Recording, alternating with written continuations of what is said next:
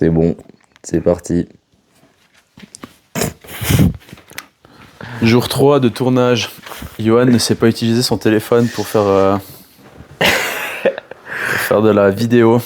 Ouais, donc on vient de tourner 20 minutes et j'ai touché un truc sur le micro et du coup ça a coupé au bout de 30 secondes. Bon, fameux Shifumi, on a décrété cette règle pour faire l'intro la plus gênante du monde. Prêt? Again. Yes, il m'a eu encore une fois. Allez, je le fais. Tu veux faire l'intro? Bah ouais, je le fais. Vas-y, Tu l'as fait avant. Le gagnant peut choisir. Allez, je l'ai fait avant, mais ça n'a pas été signé. Donc, je vais essayer de le faire mieux que toi avant.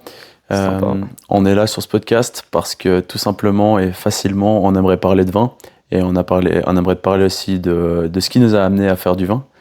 Mettre des mots sur des choses qui sont parfois incompréhensibles pour les gens. Le domaine du vin, c'est quoi? Et nous, on aimerait simplement, à travers les discussions qu'on a ici entre nous, clarifier la situation et montrer qu'en fait, notre domaine, c'est un domaine qui est pas très compliqué à comprendre fondamentalement et qui touche aussi énormément de gens. Et je pense que on aimerait commencer simplement aujourd'hui, peut-être par simplement présenter comment on est arrivé là-dedans et qu'est-ce qui nous a amené à faire, toi et moi, du vin et à bosser ensemble finalement aujourd'hui, quoi. Ouais. Non, clairement, le monde du vin est on a mentionné avant, des grosses barrières. Et puis c'est un peu de casser ces barrières pour en parler plus librement, que les gens comprennent ce qu'on fait.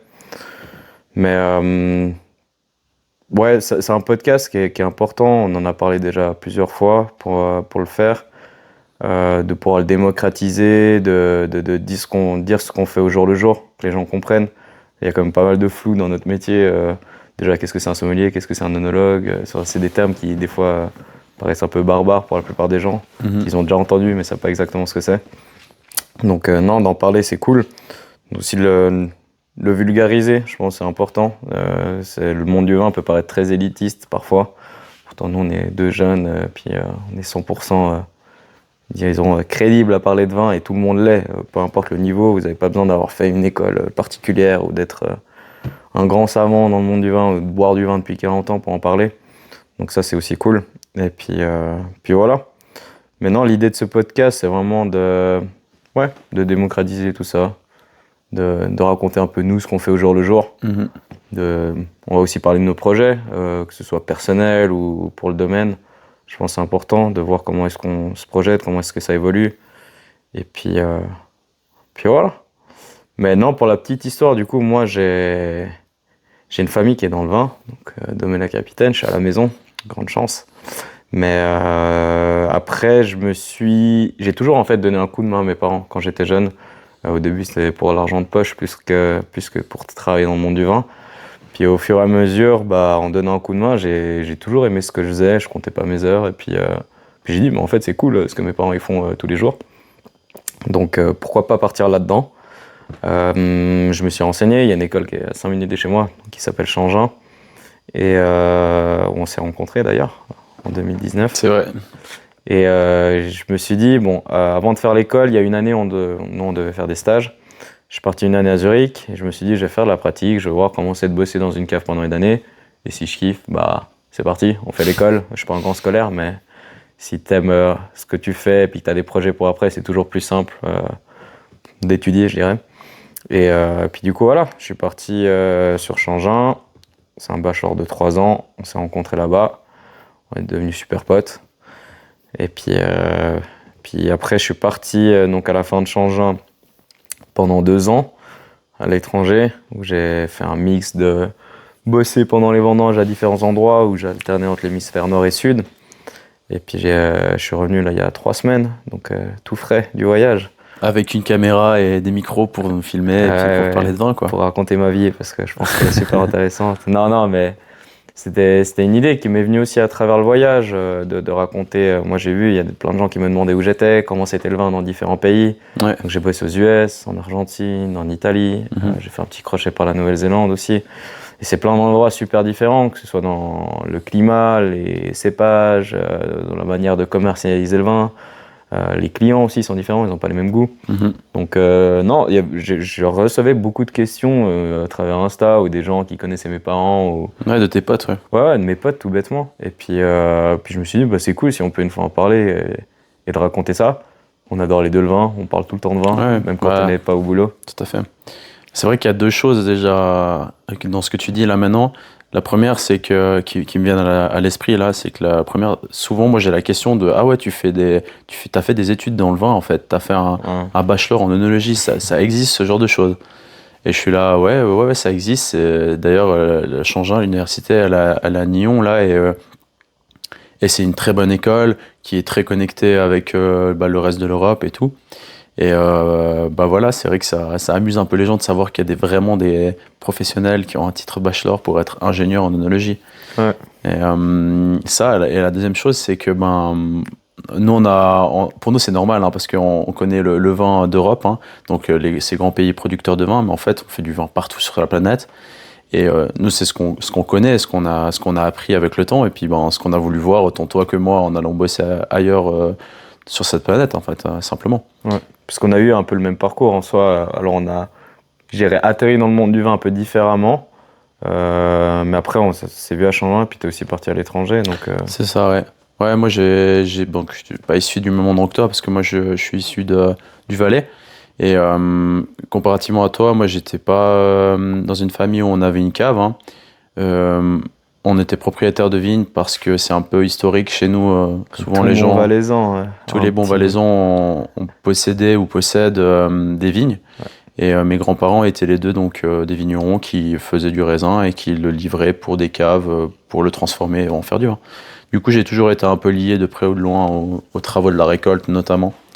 Et après mon collège, donc mes études en secondaire, je me suis dit que trouver un boulot passion, c'était cool, et puis c'était pas donné à tout le monde, et je me suis rendu compte avec mes quelques expériences à cet âge-là que ça pourrait être intéressant de mettre un pied là-dedans. J'ai fait un apprentissage, j'ai bossé 2 ans, je suis rentré à Changin avec toi ensuite pour, je pense, développer aussi ce côté un peu scientifique, biologie, que j'avais pas eu jusqu'alors dans mes expériences précédentes.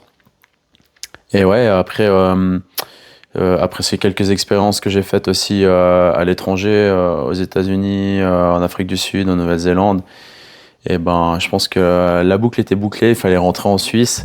Et c'est vrai que moi, dans mon esprit, j'avais pas de domaine, donc travailler avec quelqu'un, c'est cool si en plus de ça, t'as de bonnes relations, et de fil en aiguille, on s'est retrouvés à bosser, toi et moi, ici. Enfin, c'est très, très, très, très cool de partager sa passion et puis d'avoir ça avec des gens que tu apprécies super bien, quoi.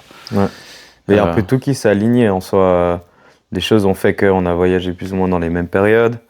Toi, tu as encore fait un petit crochet par la Suisse où tu as bossé sur Genève. Puis entre-temps, moi, je suis rentré. Je me suis retrouvé avec 2 parents qui arrivent gentiment à la retraite, qui veulent lever un peu le pied. Donc, c'est cool aussi de faire la transition gentiment. Que eux puissent toujours garder un pied sur le domaine, parce que je pense que c'est un métier, t'arrêtes jamais à 100%, quoi. Ouais. Et puis en même temps, moi j'avais toujours cette envie de vouloir continuer à développer le domaine, qui s'est déjà beaucoup développé les 30 dernières années. Et puis pour ça, il me fallait quelqu'un. Il me fallait de l'énergie, il me fallait quelqu'un avec des autres idées que les miennes. On est différents.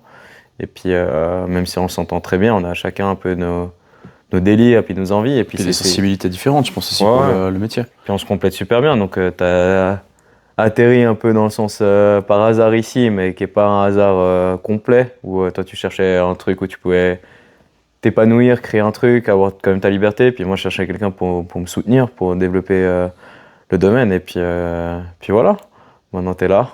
C'est le début d'une histoire peut-être. Ouais, alors dans le monde du vin, ça. Mais je pense qu'il y a beaucoup de possibilités. On se met pas de barrière, autant toi et moi. Mais ce que je trouve cool, en tout cas, à travers le contenu là qu'on peut proposer à travers le podcast, c'est aussi de montrer comment nous on va faire pour développer le truc, ou finalement pour régler les problèmes qu'on a tous les jours sur l'entreprise, dans nos journées. Ouais. Et de le montrer, je pense que c'est aussi intéressant pour les gens qui sont, même pour les gens qui connaissent, hein, mais pour les gens qui connaissent moins bien aussi, qu'est-ce que c'est finalement que d'être œnologue dans un domaine, que de devoir gérer cette entreprise, de devoir vendre du vin, de devoir s'adresser à la clientèle. Enfin, moi je trouve ça cool de pouvoir montrer à travers des images tout ça, quoi, et aussi juste des discussions lors du podcast, quoi. Ouais, non, clairement. Mais on a plein d'idées un peu pour la suite du podcast et des projets. Là, c'est un peu de dégrossir pourquoi est-ce qu'on est là, qui est-ce qu'on est.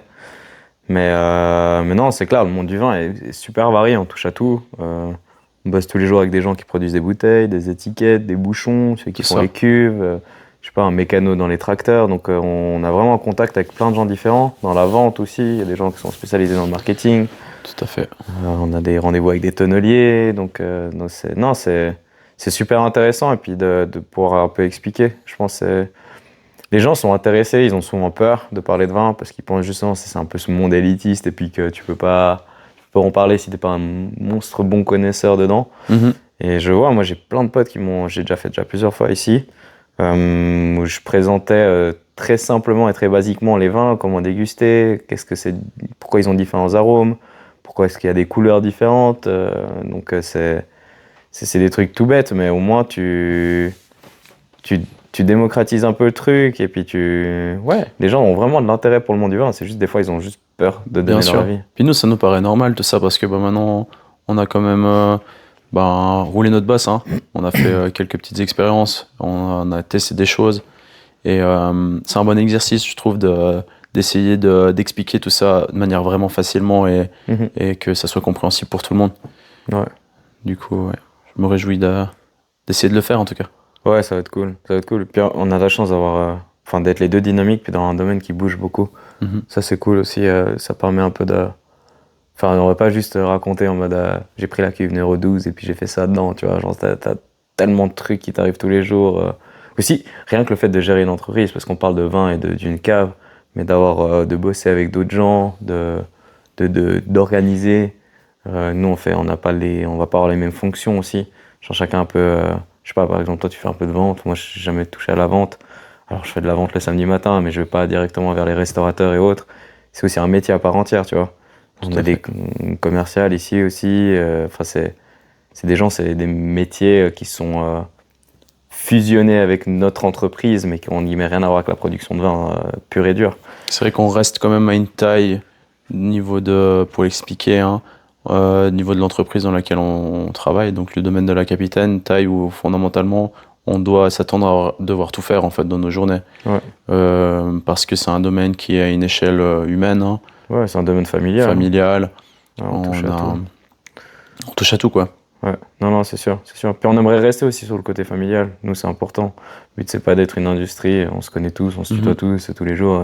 Puis c'est aussi une super bonne connexion. Le vin est un produit d'émotion. Et puis, moi, j'ai envie de garder cette émotion aussi quand je bosse. On a la chance d'avoir un super cadre. Bosser dans les vignes quand il fait beau. Pas tout le monde qui peut se vanter de faire ça. Que ce soit dans les nôtres ou autre part. Hein. Mais c'est cool. C'est un métier qui est vraiment enrichissant et puis de pouvoir le partager, je pense que c'est important. Le vin est un produit de partage. Donc, et d'émotion. Exactement. Ouais. Bel outro. Outro. C'est maintenant. It's now time to shine. On va voir si c'est enregistré. Prise 12.